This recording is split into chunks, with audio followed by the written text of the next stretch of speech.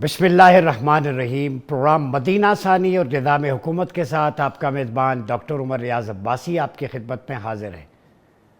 ناظرین، اللہ رب العزت نے قرآن مجید میں ارشاد فرمایا، اللہ حزب اللہ هم الغالبون، بے شک اللہ کا گروہ ہی غالب ہے۔ اور پھر فرمایا وَأَنْتُمُ الْأَعْلَوْنَ إِن كُنتُم مُؤْمِنِينَ، کامیابی تمہارا مقدر ہے اگر تم مومن ہو۔ مومن اور مسلمان کا رشتہ معانست و مواخات دنیا کے کسی خطے میں رہتا ہے، اسے روحانی، فکری اور نظریاتی طور پر ایک دوسرے سے جوڑتا ہے۔ ہم نے دیکھا کہ آپریشن رائزنگ لائن جو مرہب کے ماننے والوں نے شروع کیا اور میزائلوں کی بارش کی تہران پر، وہ تہران جسے اقبال نے عالم مشرق کا جنیوا قرار دیا، تبریز پر رچ کلچرل ہیریٹیج والے شہر مشہد مقدس جہاں پہ روحانی ہستیاں موجود ہیں، جواب میں جو وعدہ صادق سوم کے نام سے اس کو ریٹیلیٹ کیا گیا اور رات تل ابیب میں صف ماتم بچی ہوئی تھی۔ ایک تو F-35 ان کے طیارے مار گرانے کا ایران نے دعویٰ کیا ہے، خاتون پائلٹ بھی گرفتار ہے۔ اس کے علاوہ ہم نے دیکھا کہ اسرائیلی میڈیا نے جو ہے یہ مانا ہے کہ ان کے 4 سے 5 فوجی ہلاک ہوئے، 30 سے 50 زخمی ہوئے۔ تو ایران نے بھرپور جوابی کارروائی کی ہے، جو UN کا چارٹر بھی انہیں اجازت دیتا ہے آرٹیکل 51 کے تحت سیلف ڈیفنس کا، چونکہ ان کی انٹیگریٹی، ساورینٹی وائلیٹ ہوئی ہے۔ وہیں پر خوش آئند امر یہ ہے کہ مسلم ورلڈ کی طرف سے بڑا اچھا رسپانس آیا ہے، وہ اپنے برادر اسلامی ملک کے ساتھ کھڑے ہوئے۔ پاکستان نے بھی اقوام متحدہ میں اپنے عزم کو دہرایا ہے کہ ایران کو بھرپور حق حاصل ہے۔ تو اسرائیل ایک شتر بے مہار بدمست ہاتھی کی طرح قہر بن کے ٹوٹا، لیکن جواب اسے اسی طرح اٹھانا پڑا۔ اب ہم دیکھیں گے کہ یہ جنگ کس طرف جاتی ہے، پورے مشرق وسطیٰ کو اپنی لپیٹ میں لیتی ہے۔ ایران کے کیا ارادے ہیں، عزائم ہیں، چونکہ ان کی ٹاپ لیڈرشپ جو ہے پاسداران انقلاب کی، ان کے ایٹمی توانائی کے سابق سربراہ ڈاکٹر فریدون عباسی بھی شہید ہوئے، حسین سلامی ہوئے، جنرل باقری سمیت دیگر ان کے جو فرنٹ لائن کے سولجرز سے انہوں نے قربانیاں دی ہیں۔ تو اب ایران کا اگلا لائے عمل، ایک تو انہوں نے سرخ پرچم لہرا دیا ہے جو انتقام کی علامت ہوتا ہے۔ مشہد میں اور ایران میں ہماری بات ہوئی تھی رات ڈاکٹر راشد عباس نقوی سے اور سید علی مہاجری سے، ان کے مطابق اس کامیابی میں جو ریٹیلیشن ہوئی ہے سب سے بڑا ہاتھ عوام کا ہے کہ عوام فوج کی پشت پر کھڑی ہے۔ تو یہ ایک لیسن ہے باقی اسلامی ملکوں کے لیے بھی، جو عوام اپنے افواج کے ساتھ کھڑے ہوتے ہیں، شانہ بشانہ کھڑے ہوتے ہیں جیسے پاکستانی قوم کھڑی ہوئی، تو فتح اور نصرت ان کا مقدر ہوتی ہے۔ تو بنیان مرصوص پاکستان بھی بنا، بنیان مرصوص ایران بھی بنا ہے اسرائیل کے خلاف۔ ابھی لیٹسٹ سچویشن کیا ہے مڈل ایسٹ کے اندر، اس کے کیا اثرات مرتب ہوں گے؟ ہمیں جوائن کیا ہے اپنے مہمانوں نے، جناب طارق حبیب صاحب انویسٹیگیٹرز ہیں، بہت شکریہ طارق صاحب آپ کا۔ میجر جنرل سمریش سالک صاحب ڈیفنس اینالسٹ ہیں، بہت شکریہ سر آپ کا۔ ہمیں جوائن کیا ہے عبداللہ حمید گل صاحب نے، چیئرمین تحریک جوانان پاکستان۔ عبداللہ بھائی آپ کی آمد کا بھی بہت شکریہ، اور ہمیں جوائن کریں گے ایکس ایمبیسڈر GR بلوچ صاحب بھی۔ آغاز کرتے ہیں جنرل سمریش سالک صاحب، یہ رائزنگ لائن آپریشن جس کا آغاز ہوا ہے، بہت کم لوگوں کو پتہ ہے کہ ان کی ایک مقدس کتاب ہے تلمود۔ تو رائزنگ لائن کو وہاں پہ ایک چمکدار لکیر کے طور پر ڈیفائن کیا گیا، اور انہوں نے کہا کہ یہ ایسی بجلی ہے کہ دشمن کو جلا کے راکھ کر دیتی ہے۔ اور جب اس کانٹیکسٹ میں لکھا گیا ہے تو مسلمان تمہارے سب سے بڑے دشمن ہیں۔ پچھلے دنوں نیتن یاہو نے بھی کہا ایران اور اس کے بعد پاکستان ہمارا اینیمی ہے۔ تو آپ کیا دیکھتے ہیں رائزنگ لائن جو اپنی سیہونزم کی آئیڈیالوجی ہے، اس پہ وہ نام رکھتے ہیں جیسے انڈیا نے سندور رکھا تھا اور پھر جواب ملا، تو اس کو آپ کیسے دیکھتے ہیں؟ دیکھیں، بسم اللہ الرحمن الرحیم، تھینک یو ویری مچ، آپ نے مجھے اس پروگرام پہ لیا۔ سب سے پہلے تو میں پرسنل اکاؤنٹ پہ ایک بات کرنا چاہوں گا کہ کل کی جو رات تھی یہ وہی رات تھی جس طریقے سے ہم نے 9 مئی کی رات گزاری تھی۔ جب ہم سوئے تھے ہم تھوڑا سا ڈپریس تھے، پریشان تھے کہ ہمارا رسپانس نہیں جا رہا، اور فجر کے ٹائم پہ ہمیں خون گرمانے والی خوشی ملی کہ رسپانس گیا اور بہت اچھا گیا۔ اسی طریقے سے بینگ اے مسلم میرے جذبات سارے کے سارے ایران کے ساتھ ہیں، اور رات کو پریشانی تھی، بہت کرٹیسزم ہو رہا تھا کہ ایران کے بہت زیادہ نقصانات ہوئے ہیں، کیوں ہوئے ہیں، اور انہوں نے کیوں اپنی پلاننگ ٹھیک نہیں کی۔ صبح اٹھے ہیں، اور بلکہ رات کو شروع ہو گیا تھا، سونے سے پہلے ہم دیکھ رہے تھے کہ ایرانین رسپانس جو ہے وہ اسرائیل پہ جانا شروع ہو گیا تھا. ڈیفینیٹلی دیکھیں یہ جو میں تو سمجھتا ہوں کہ اس وقت دنیا میں جو نظریاتی جنگ جو ایک کشمکش ہے وہ کرسچینٹی اور اسلام کے درمیان میں ہے. اس کے بہت سارے ایسے مطلب وہ ہمیں شواہد نظر بھی آتے ہیں. اور یہ جو ہے پرٹیکولرلی پچھلے جو انڈیا کے ساتھ ہمارا ہوا اس میں ہم نے دیکھا کہ ہندوازم، جودائزم اور کرسچینٹی وہ ایک سائڈ پہ اکٹھے ہو گئے. یہ جو آپ نے نام کا ذکر کیا ہے ڈیفینیٹلی جیسے ہم اپنے نام جو ہے وہ اپنی تمام ایفرٹس جو ہے وہ قرآن سے اخذ کرتے ہیں، اسی طریقے سے وہ بھی اپنی کتابیں جو ان کی ہیں ان کے جو ریلیجس بلیفز ہیں ان سے اخذ کرتے ہیں. لیکن یہ کہ میں سمجھتا ہوں کہ ایک طرف جذبہ ہے، یہ لڑائی ڈیفینیٹلی برابری کی نہیں ہے. ایران جو ہے وہ 45 سال سے ایک ثابت قدمی کے ساتھ ایک ٹائرنی اور اس کی جو ہے وہ مقابلہ کر رہا ہے، جس کی وجہ سے وہ صحیح طریقے سے گرو نہیں کر سکا. دوسری طرف جو ہے وہ دنیا کی بیسٹ ٹیکنالوجی ہے. ایک طرف جذبہ ہے اور دوسری طرف غرور ہے، اور ایک دن آنا ہے کہ غرور نے مٹی میں ملنا ہے. پہلا وار مرحب کا تھا، گھمنڈ پہ مبنی تھا، غرور پہ، تکبر پہ. دوسرا وار ذوالفقار حیدری کا تھا جو اللہ کے نام پہ تھا. طارق حبیب صاحب آپ یہ بتائیں، کل بھی آپ سے ڈسکس ہوا تھا، یہ ہم نے کچھ میپس بھی دکھائے تھے، لیٹرز بھی. پہلے تو یہ کہ ایران کے اندر جو تنظیم ہے جیوز کی، انہوں نے تو اسرائیل کو کنڈیم کیا ہے اور ان کے خلاف یہ سٹیٹمنٹ پورا میرے سامنے کل بھی دکھایا تھا، اور یہ سعودی وزارت خارجہ نے بھی اس کو کنڈیم کیا. اب یہ جو ہم کل کہہ رہے تھے کہ مسلم ممالک جو ہیں وہ 19 سائٹس ہیں جہاں پہ 40 سے 50,000 US ٹروپس موجود ہیں. تو ایران نے کل جب تل ابیب پہ حملہ کیا تو لگتا ہے کہ اسپیس اس کے لیے اوپن کر دی گئی تھی. جو ہمارا خدشہ تھا کہ یہ کیوں بند ہے، تو کچھ نہ کچھ برف پگھلی ہے میرے خیال میں، اور یہ بہتری کی طرف جائے گا. دیکھیں عمر بھائی، ابھی تو اس طرح کی کوئی چیز جو ہے وہ نظر نہیں آ رہی کہ ہم فوری طور پہ کوئی امید قائم کر لیں کہ یہ جو ممالک جو ایک عرصے سے اسرائیل کے ساتھ کھڑے ہیں، واضح طور پہ ساتھ کھڑے نظر آتے ہیں، مصر ہو گیا، اردن ہو گیا، تو یہ فوری طور پہ جو ہے وہ اپنی سائڈ چینج کر لیں گے. ان کے مفادات ہیں، یہ ایچ ہو چکے ہیں، ان کے معاہدے ہیں، تو یہ اتنی آسانی سے پیچھے نہیں ہٹ سکتے. جو اسپیس کھلنے کی بات ہے اس میں دیکھیں جو ایران نے ٹیکنالوجی استعمال کی ہے، جو میزائلز استعمال کیے ہیں وہاں پر، اس میں یہ ان کے لیے بھی اتنا آسان نہیں تھا کہ انہیں روک سکیں. اب جب وہاں پہ جو اسرائیل کے اندر سسٹم ہے وہ سسٹم اسے پوری طریقے سے کور نہیں کر سکا، حالانکہ اسرائیل نے دعوے تو بہت کیے، آئرن ڈوم کی جی ہاں، اور اس کے ساتھ انہوں نے جو ہے وہ یہ کہا کہ ہم نے 90% جو ہے ایرانی حملے کو روک دیا ہے. اور اب آپ دیکھیں جو تباہی کے مناظر آج نظر آ رہے ہیں اسرائیل میں، جانی نقصان وہاں پر ہوا ہے. جو غیر مصدقہ اطلاعات ہیں ان کے مطابق جو ہے وہ 50 سے زیادہ ہے جو ڈیتھس ہو چکی ہیں اسرائیلی فوجی تنصیبات پہ. جی ہاں، فوجی تنصیبات پہ. اور دیکھیں سب سے بڑی بات یہ ہے کہ ہیکیریا جسے جو ہے وہ اسرائیلی پینٹاگون کہا جاتا ہے، اس کا ہٹ ہونا جو ہے وہ سب سے بڑی بات ہے. اسرائیل کا پینٹاگون اس کا ہٹ ہونا سب سے بڑی بات ہے. اور اسے یہ کہا جاتا ہے کہ اسرائیلی جو ہے اس کے ہٹ ہونے سے سائیکلوجیکلی اور پولیٹیکلی دونوں طریقے سے ڈیمیج ہوئے ہیں. یعنی جو ممالک اس پہ اسرائیل پہ ڈپینڈ کر رہے تھے اور اسرائیل کو جو ہے وہ ایک جسے کہا جاتا ہے کہ ایک اپنا بچہ بنا کے آگے رکھا ہوا تھا کہ اپنے مفادات کے حصول کے لیے اسے جو ہے وہ استعمال کریں. حیفا کو بھی ہٹ کیا ہے تل ابیب کے ساتھ. جی ہاں، حیفا کی بڑی ہسٹوریکل اس میں. اس کے سیکنڈ یہ کہ ایران نے واضح طور پہ ٹارگٹ کیے ہیں، ان کے کوشش کی ہے ٹارگٹ کرنے کی جو ان کے ایٹامک ایسٹس ہیں انہیں بھی، ملٹری انسٹالیشنز تو ساتھ ہی جو ایٹامک ایسٹس ہیں انہیں بھی ہٹ کرنے کی کوشش کی ہے.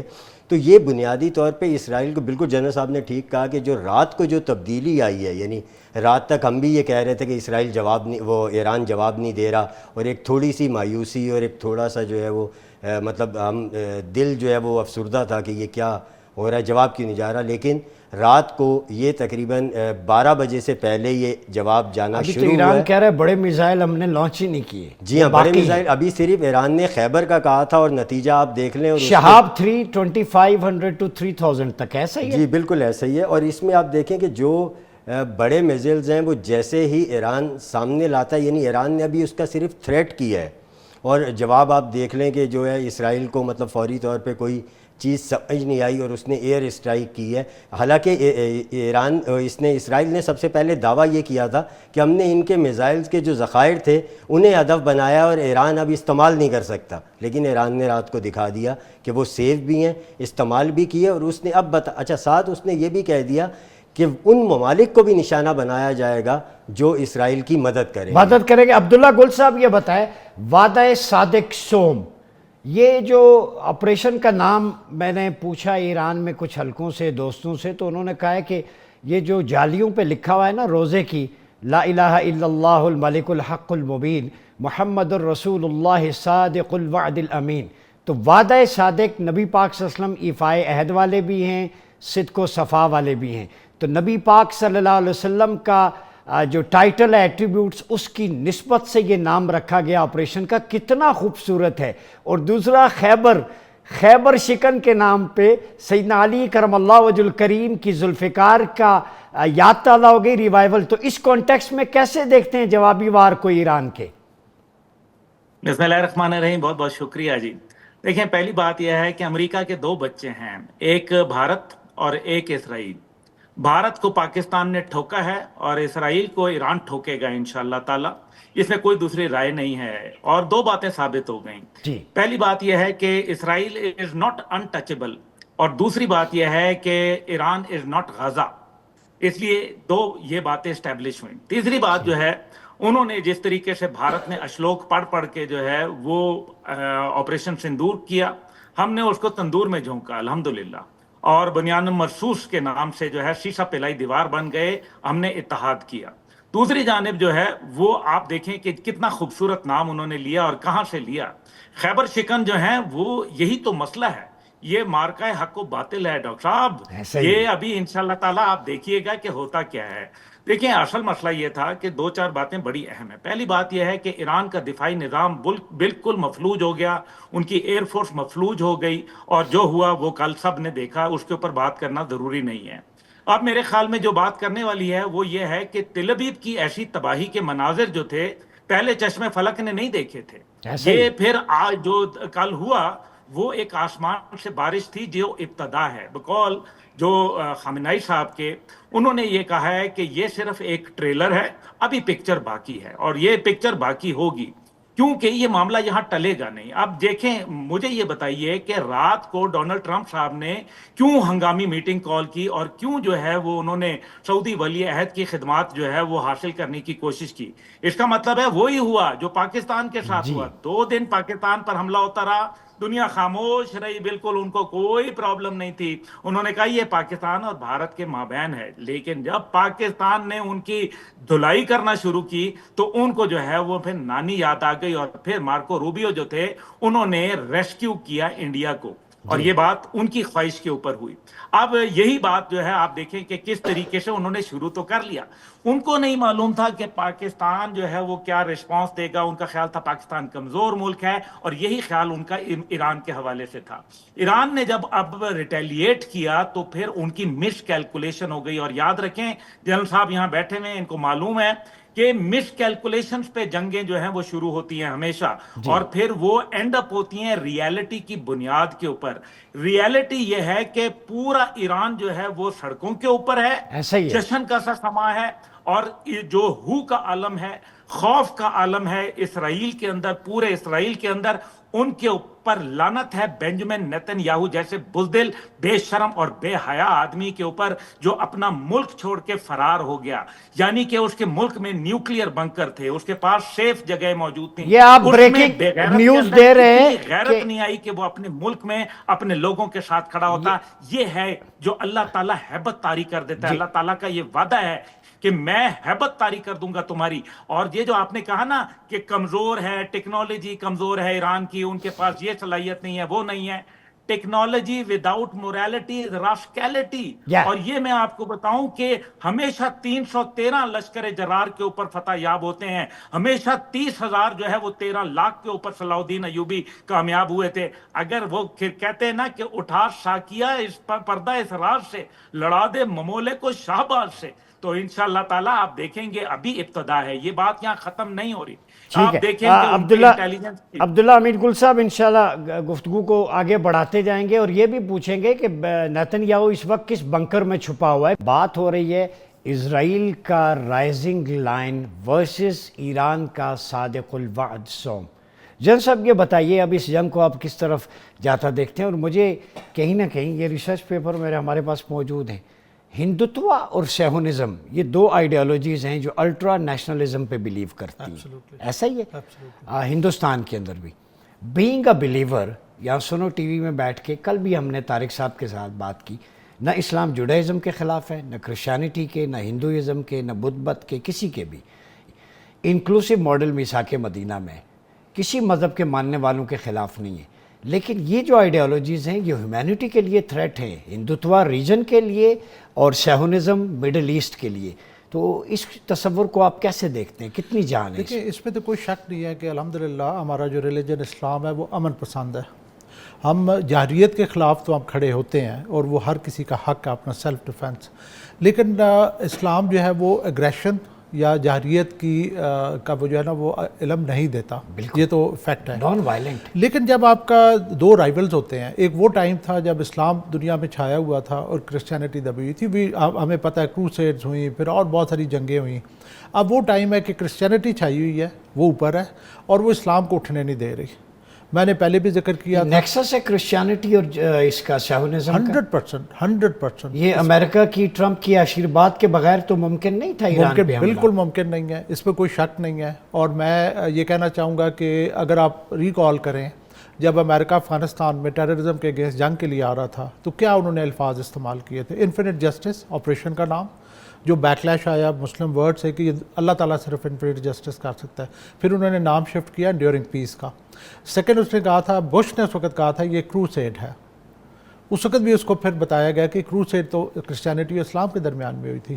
تو یہ جو ہمارا اپوزنگ ریلیجن ہے جو کہ ابھی الائنس بن رہی ہے جودائزم، ہندوازم اور کرسچینٹی کی، وہ اسلام کے خلاف ہے.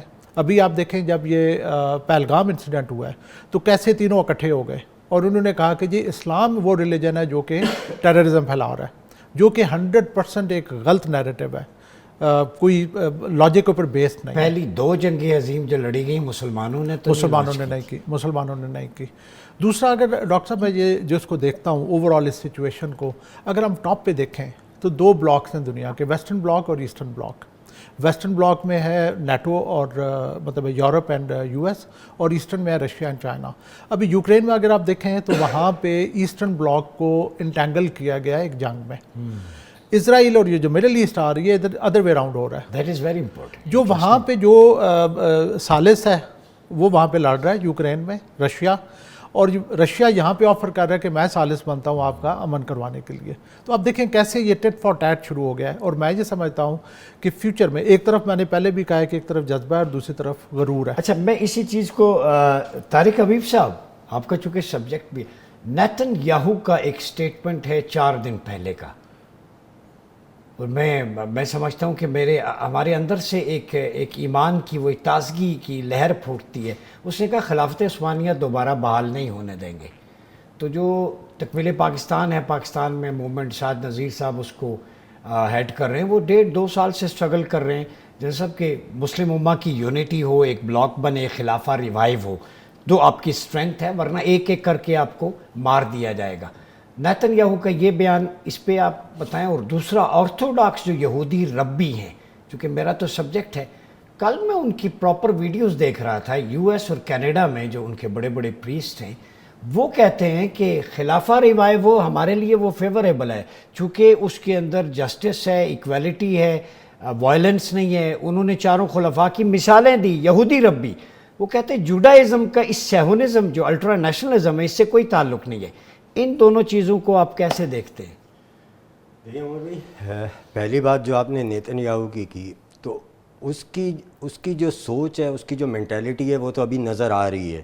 پھر ایک چیز یہ کہ وہ خلافت کو اپنے لیے موت سمجھتا ہے، اور کل بھی ہم نے اس کے اوپر بات کی تھی کہ ان کے جو تھنک ٹینکس ہیں ان کا بہت کام ہے اس پر. اگر ہم ان کے پیپرز پڑھیں تو ہم مطلب ایک جو ہے وہ ہمیں حیرت ہوتی ہے کہ اتنی ڈیپ اسٹڈی، اتنی ڈیپ ریسرچ انہوں نے اسلام کے حوالے سے کی ہوئی ہے، اور وہاں انہوں نے ریڈ فلیگز جو ہے وہ آ دیے ہیں کہ یہ چیز جو ہے جیسے Khyber was your last victory, banners اٹھائے. بالکل. تو وہ انہوں نے جو ہے وہ اسٹڈی کی ہوئی ہے, انہوں نے پوائنٹس بنائے ہوئے ہیں اور انہوں نے یہ نشاندہی کی ہوئی ہے کہ اس جگہ سے جو ہے وہ ہمیں نقصان پہنچ سکتا ہے. تو جو سب سے پہلے اپنی انہیں موت نظر آتی ہے وہ خلافت کے ریوائول میں آتی ہے. اس کا جو ہے وہ نیتن یاہو اور ان کی پوری کابینہ بار بار ذکر کرتی ہے مختلف الفاظ میں. اپنے بیانات ان کا پس منظر دیکھیں تو وہ اسی طرف آ رہا ہوتا ہے کہ ان کو تقسیم رکھو, انہیں جڑنے مت دو. اب آپ نیتن یاہو کا دوسرا بیان دیکھیں کہ جب اس سے جو ہے اس نے اپنے انٹرویو میں اس سے جو وہ پوچھتی ہے کہ آپ یہ بتائیں کہ جو ہماری آنے والی نسل ہے یعنی یہودی نسل ہے اس کو کس طریقے سے محفوظ بنایا جا سکتا ہے, تو اس نے کہا کہ کسی مسلم ملک کے پاس طاقت نہیں ہونی چاہیے, کسی مسلم ملک کے پاس نیوکلیئر ایسڈز نہیں ہونے چاہیے. اس نے کہا ہمارا پہلا, واضح طور پہ اس نے کہا کہ ہمارا پہلا ہدف ایران ہے اور اس کے بعد جو ہے وہ پاکستان ہے, یعنی پاکستان کا اس نے نام لے کے کہا ہے. جی یہ میں نے خود دیکھا ہے ہاں. ویڈیوز. اور وہ مطلب اب تو وہ اتنی وائرل ہے, وہ ہر کسی کے موبائل میں سے. آپ یہ دیکھیں کہ اتنے واضح اعلانات کے باوجود جو ہے اگر ہم اور اگر جو مسلم حکمران ہیں وہ اپنی آنکھیں نہیں کھولتے تو پھر اس کا مطلب ہے کہ ہم کبوتر کی طرح ریت میں گردن دبا کے بیٹھ گئے. بیٹھے ہوئے میں اسی کو لے کے آتا ہوں. عبداللہ حمید گل صاحب یہ بتائیں, نیتن یاہو کا یہ سٹیٹمنٹ جیسے طارق صاحب جیسا بھی ڈسکس کر رہے ہیں, سعد نذیر صاحب جو تکمیل پاکستان موومنٹ کے چیئرمین ہیں وہ تو عرصے سے کہہ رہے ہیں کہ ایک امہ بنے, کم از کم ٹیریٹوریل باؤنڈریز اپنی ڈیفنس ایک کر دیں, فارن پالیسی حج کے موقع پر اناؤنس کریں. تو کئی یہ تکمیل پاکستان والوں کی, سعد صاحب کی آواز تلابیب تک تو نہیں پہنچی, یہ انہیں موت نظر آ رہی ہے خلافت نیتن یاہو کو, وہ تو سامنے آ گئی ہے, بلی تھیلے سے باہر آ گئی ہے, کیسے دیکھتے ہیں؟ دیکھیں بات تو بڑی واضح ہے اور یہ تو ہونا ہے نا. تکمیل پاکستان جو موومنٹ ہے اس کا ایک مشن جو ہے وہ تمام امت اسلامیہ کے دل کی آواز ہے, اس میں کوئی دوسری رائے نہیں ہے. اور سعد نذیر صاحب جو ہے بڑے, انہوں نے پہلے بھی فلسطین کے حوالے سے مضبوط موقف اختیار کیے رکھا اور میں سمجھتا ہوں سنو ٹی وی نے بہت مضبوط موقف اختیار کیا, آپ نے بہت مضبوط موقف اختیار کیا اور لوگوں کو ایجوکیٹ کیا. جہاں تک یہ نیتن یاہو کی بات ہے, دیکھیں ابھی تو جو ہو رہا ہے یہ تو سب کو نظر آ رہا ہے, جو ہونے والا ہے اس پہ بات کر لیتے ہیں. جی جی. آپ دیکھیے کہ یہ جو اس ٹائم پہ دنیا کی سپورٹ جو ہے, جتنا ایران پرولونگ کرے گا اور جتنا جنگ کے اندر تل ابیب کو نقصان پہنچے گا, دنیا میں اس کا جھاکا جو ہے وہ کھل جائے گا. ان کو پتہ چل جائے گا کہ یہ کوئی 100 فیٹ ٹال لوگ نہیں ہیں, یہ بھی ایک عام آدمی ہیں, یہ بندے ہیں تمہارے جیسے, جو وہ کریں گے وہ تم کرو گے. مسئلہ یہ ہے کہ اس ٹائم پہ صورتحال جو ہے وہ آپ نے دیکھا کہ سلامتی کونسل کے ہنگامی اجلاس میں کس طریقے سے روس نے آڑے ہاتھوں لیا اور اس نے کہا وہ فریق بن جائے گا. وہ اس ٹائم پہ ایران کو ٹیکنالوجی کیا ہے, کیا پاکستان بھارت جنگ کے اندر پاکستان کے پاس ٹیکنالوجی چینی نہیں آ گئی تھی, اور کیا $400 بلین کا جو ہے وہ انہوں نے کانٹریکٹ سائن نہیں کیا ہوا آئل کے مد میں چائنا کے ساتھ ایران نے. تو پھر اس کا مطلب ہے ٹیکنالوجی جو ہوتی ہے وہ ہوا کے جھونکے کی طرح ہوتی ہے, یہ آ جایا کرتی ہے. اور یاد رکھیں کہ اسرائیل کے خلاف بہت سارے دنیا میں ممالک ہیں جو اس کے ویری ہیں, اور جو اس کی مجبوری کی وجہ سے جب کوئی کمزور پڑنے شروع ہوتا ہے تو پھر اس کے اوپر تمام طرف سے لوگ جھپٹنا شروع ہو جاتے ہیں. اور یہ ایک ٹائم پہ دیکھیں نا, امریکہ کو بھی یہ خیال آ رہا ہے کہ ان کے کیلکولیشن غلط ہو گئی ہے. اب یہ امریکہ کے اندر بھی آوازیں اٹھیں گی, یہ دنیا کے اندر بھی اٹھیں گی, اور ساتھ ہی ساتھ جو نارتھ کوریا ہے, جو اس ٹائم پہ روس ہے, چین ہے, اس کا ابھی جو رد عمل ہے وہ آپ دیکھیں گے. کیونکہ یوکرین کی حمایت کی گئی اور باقاعدہ حملے کرانے میں معاونت کی گئی امریکہ کی جانب سے, اور روس کے اوپر 5 ٹائم زونز کے اوپر مختلف حملے کیے گئے. لیکن کیا روس یہ بات فراموش کر گیا ہے کہ پیوٹن کے ہیلی کاپٹر پر حملہ کس نے کروایا تھا؟ تو اس کا مطلب یہ ہے کہ جب جادوگر کو پکڑنا ہے تو پھر اس کی جان اس طوطے میں ہے جو کہ انڈیا کی شکل میں ہے اور ادھر اسرائیل کی شکل میں ہے. لیکن ان سب کے باوجود آپ یہ دیکھیں کہ اسرائیلی میڈیا خود آفیشلی یہ بتا رہا ہے کہ ان کے 2 جہاز F-35 جو ہے وہ زمین ہو گئے ہیں, زمین بوس ہو گئے ہیں. ان کی ایک لیڈی پائلٹ جو ہے وہ پکڑی گئی ہے. اور اس کا مطلب یہ ہے کہ اسرائیل کو یہ سمجھ آ گئی ہے کہ ان کے پاس وہ دفاعی نظام آ گیا ہے جو ان کے جہازوں کی ایئر سپیریورٹی کو کمپرومائز کروا سکتے ہیں. دوسری جانب جو ہے وہ ان کے ڈرون کل رات جو ہے وہ تل ابیب میں دیکھے گئے, وہ بلڈنگز جن کے اوپر حملے ہوئے ان کے اوپر جو دفاع کی عمارت تھی اس کے اوپر جب وہاں ڈرون دیکھے گئے تو اس کا کیا مطلب ہے کہ ڈرون انڈیٹیکٹیبل تھے. ڈاکٹر صاحب ان کی 4-5 ملٹیپل لیئرز ہیں. میں آپ کی ناظرین کے لیے اطلاع بتاتا چلوں. سب سے پہلے آتا ہے آئرن ڈوم. آئرن ڈوم کے اندر ایک بڑی گن ہے جس کے اندر لاتعداد جو ہے گولیاں ہوتی ہیں, بڑی بڑی گولیاں, مطلب آپ گولے کہہ لیں, اور وہ بے تحاشا تیز ان کا فائر ریٹ ہوتا ہے جو کہ یہ, لیکن یہ شارٹ رینج ہوتا ہے.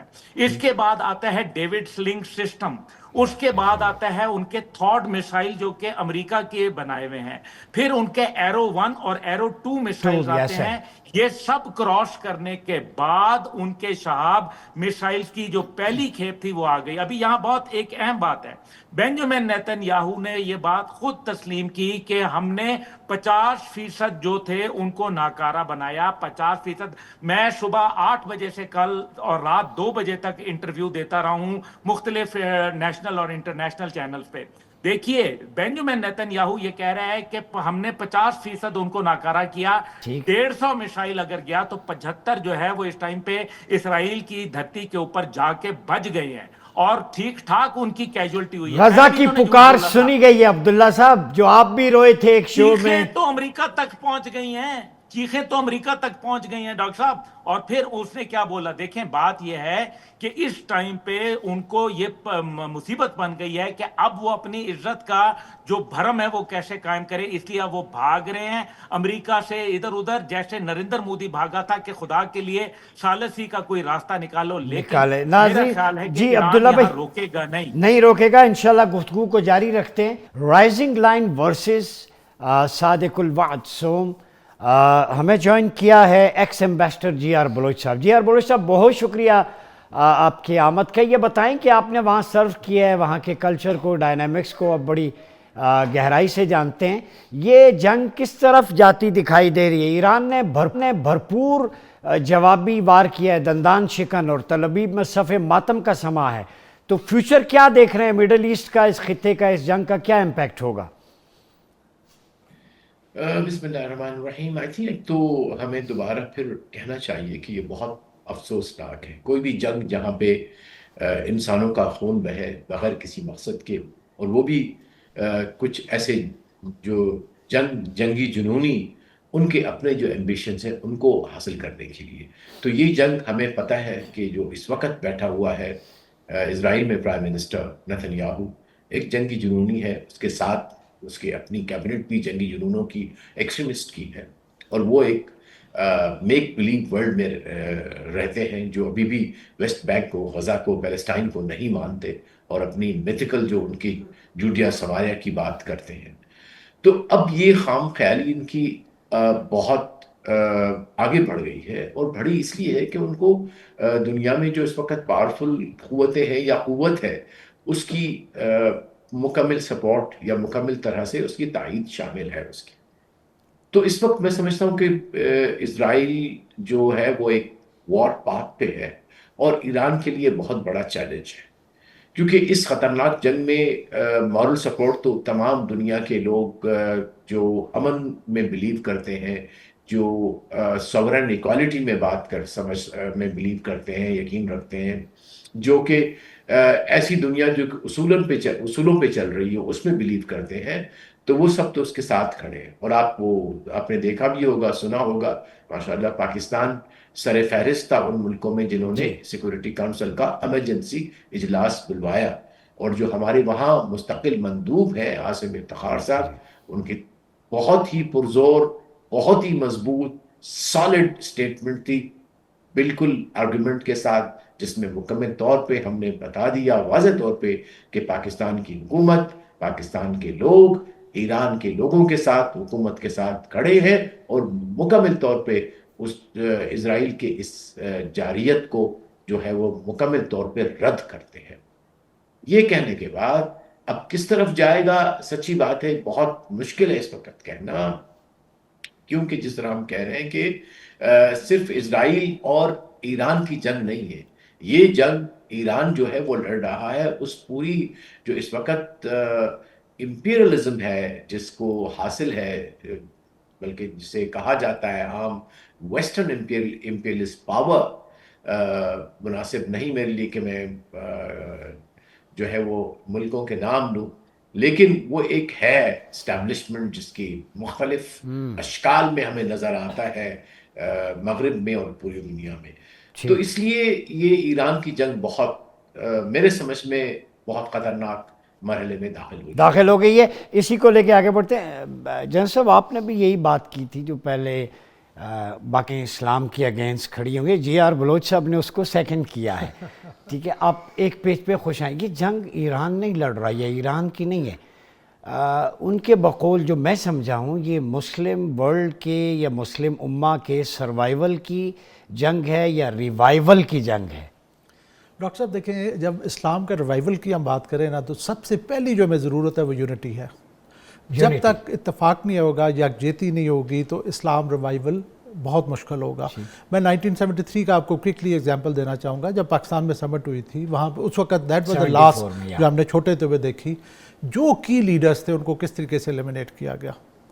سو ڈویژن جو ہے وہ اسلام میں کریٹ کی گئی. شاہ فیصل، قذافی، بھٹو، ایدی امین، وہ جو مصر کے سادات حسین، انور سادات، یہ ساروں کو کس طریقے سے ایلیمنیٹ کیا گیا اور اس طرح کی لیڈرشپ لائی گئی کہ جہاں پہ ڈویژن ہو. تو unity is the first thing. دوسرا ڈاکٹر صاحب میں جو کہنا چاہوں گا وہ یہ ہے کہ مجھے اس وقت نظر آ رہا ہے جذبے کی اور ٹیکنالوجی کی لڑائی. ایک طرف جذبہ ہے، ایک طرف ٹیکنالوجی ہے. پیشن ورسز ٹیکنالوجی. یس، ہمیشہ سے ٹیکنالوجی کوشش کر رہی ہے کہ وہ ابھی نپولین نے کہا تھا مورل ٹو فزیکل از 3:1. قرآن کہتا ہے اٹ از 10:1. جب آپ کا جذبہ اسٹرانگ ہوگا، 10 کے برابر آپ مقابلہ کریں گے. اسی لیے ہمارا جو موٹو ہے ایمان، تقوی، جہاد فی سبیل اللہ. اب دیکھیں یوکرین میں کیا ہوا ہے. یوکرین میں کیا ہوا ہے؟ جذبہ پریویل کر رہا ہے. افغانستان میں کیا ہوا ہے؟ جذبے نے پریویل کیا. پاکستان انڈیا کے کانٹیکسٹ میں کیا ہوا ہے؟ جذبے نے پریویل کیا. جہاد کہاں سے اب کیا ہو رہا ہے؟ اب ایران میں کیا ہو رہا ہے؟ جذبہ ورسز، یعنی یہاں سے وہ نہیں نکال سکتے. ایگزیکٹلی، وہ نہیں نکال سکتے. اور میں یہ اسی بات کو طارق صاحب کل میں دیکھ رہا تھا کہ یہودی جو ان کے راہبین ہیں، انہوں نے کہا you can not defeat Muslims. کل میں نے ویڈیو سارا پلان کر کے ڈیپلی، ظاہر ہے سچویشن ایسی ہے. انہوں نے کہا کیوں؟ انہوں نے کہا اس لیے کہ ایک صرف موت ہے کہ آپ ان کو مار دیں گے. وہ خوشی سے اس کو قبول کر رہے ہیں گفٹ کے طور پہ. ہولی گفٹ ہے مسلمان کے لیے ڈیتھ، یہ یہودیوں کا کہنا ہے. تو آپ ان کو کلچرل اور دیگر ٹریڈیشنل طریقوں سے ہرا سکتے ہیں، لیکن جنگ کے ساتھ ان کا مقابلہ نہیں کیا جا سکتا. دیکھیں یہ عمر بھائی، یہ صرف یہودی راہب نہیں بلکہ جو انڈیا سے ہماری جنگ ہوئی، اس میں جو انڈین پنڈت تھے، جو ان کے مندر میں جو بیٹھے ہوئے ان کے مذہبی پیرو تھے، وہ یہ کہہ رہے تھے کہ آپ کن سے جنگ لڑنا چاہ رہے ہیں؟ آپ ان سے جنگ لڑنا چاہ رہے ہیں جنہیں آپ یہ کہتے ہیں کہ ہم تمہیں مار دیں گے. تو وہ تو پہلے ہی تیار بیٹھے ہوئے، وہ کہتے ہیں مارو، ہم جنت میں جائیں گے، رب سے ملاقات ہو جائے گی. تو آپ ان کو مار کے بھی مار نہیں سکتے، انہیں شکست نہیں دے سکتے. ابھی جیسے وہی کہہ رہے تھے اس سے پہلے، وہ بالکل ٹھیک ہے. دیکھیں میرے خیال میں اسرائیل اپنی بقا کی جنگ لڑ رہا ہے. مسئلہ یہ ہے کہ اسرائیل نے غزہ پہ حملہ کیا، اور اسرائیل نے غزہ پہ حملہ کرنے کے بعد دنیا کو یہ شو کیا ہے کہ ود ان ڈیز میں جو ہے وہ سب کچھ صاف کر دوں گا، حماس ختم کر دوں گا. طارق صاحب یہ کوئی چراغ تو نہیں ہے جو ٹمٹمانا سے پہلے پھڑپھڑاتا ہے؟ یہ وہ آپ دیکھیں کہ غزہ مکمل تباہ کر دیا، لیکن آج بھی حماس کو ختم نہیں کر سکا. حماس وہاں سے لڑ رہے ہیں، ان کو جواب دے رہے ہیں، اور وہ آج بھی وہاں پہ اسرائیلی فوجی. کل جب اسرائیل نے صبح حملہ کیا ہے ایران پر، اسی وقت جو ہے وہ حماس، اب جب یہ ایشو زیادہ بن گیا تو وہ کارروائی پیچھے چلے گئی. حماس نے بیت العنون میں کارروائی کی اور 3 اسرائیلی کمانڈرز، یعنی مین ہائی رینک آفیسر، اس نے مار دی ہے وہاں پہ.